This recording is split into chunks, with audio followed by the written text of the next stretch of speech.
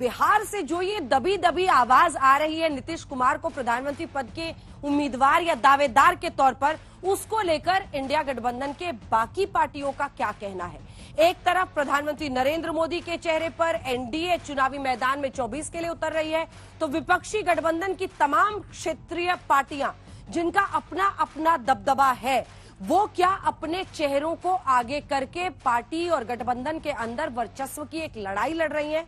खेलो India खेलो ये नाम हमने इसलिए भी रखा है क्योंकि क्या अंदर खाने कुछ क्षेत्रीय दल खेल करने की कोशिश कर रहे हैं, क्योंकि सबको पता है कांग्रेस पार्टी सबसे बड़ी पार्टी है इस विपक्षी गठबंधन में।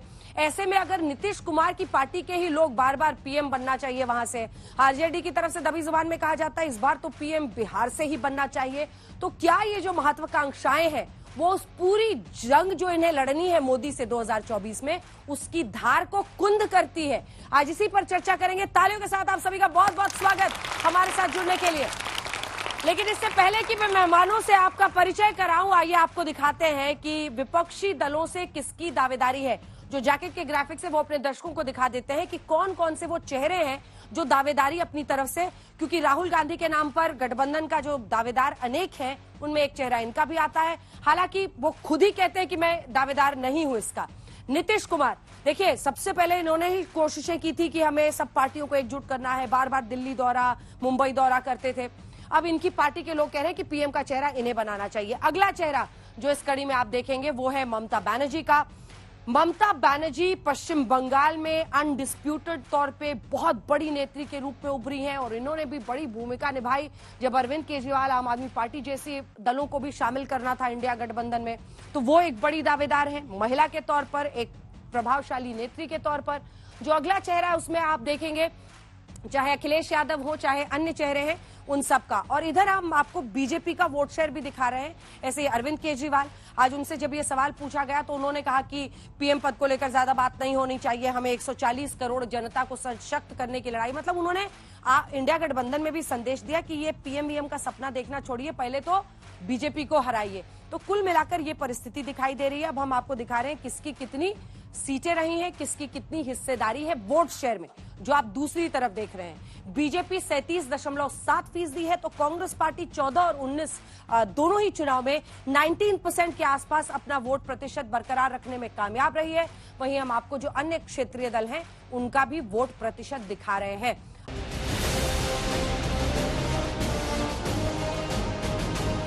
नीतीश कुमार जी 7 जन्म में भारतीय जनता पार्टी की तरफ देखने के लायक भी पार्टी वो नहीं है। भारतीय जनता पार्टी का हर कमरा, हर दरवाजा, हर खिड़की बंद है, फिर भी वो डराते हैं। वो पार्टी ऐसा है जिसके तरफ थूकने क्या है भारतीय जनता पार्टी, लेकिन मैके का दरवाजा बंद है।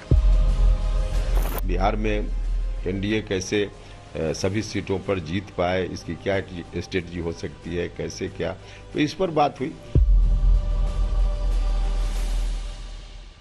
ऐसे वक्त में जब नीतीश कुमार के बीजेपी से नजदीकियां बढ़ने की खबर आती है, उस वक्त बयानबाजी का दौर शुरू होता है।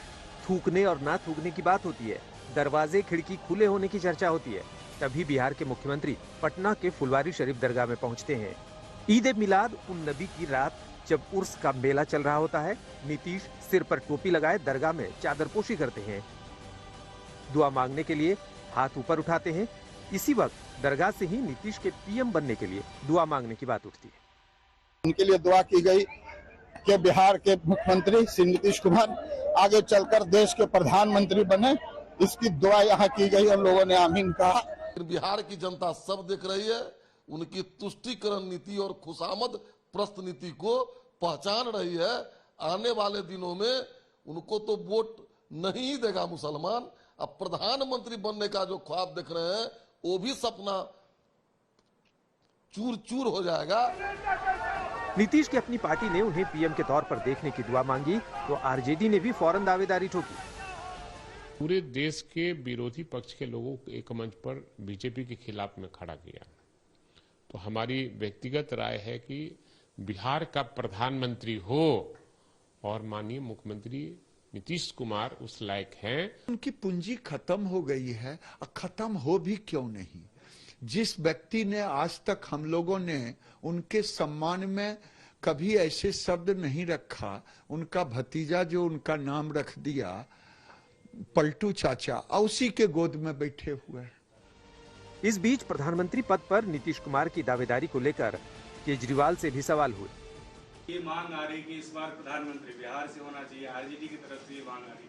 आप लोगों ने तय अभी नहीं किया है इंडिया अलायंस में, लेकिन अलग अलग जगह से इस तरह की मांग आ रही है। देखिए, हमारा तो हमेशा एक ही स्टैंड रहता है कि हमें ऐसी व्यवस्था तैयार करनी है कि इस देश के 140 करोड़ लोग एक एक आदमी फील करे कि वो प्रधानमंत्री है।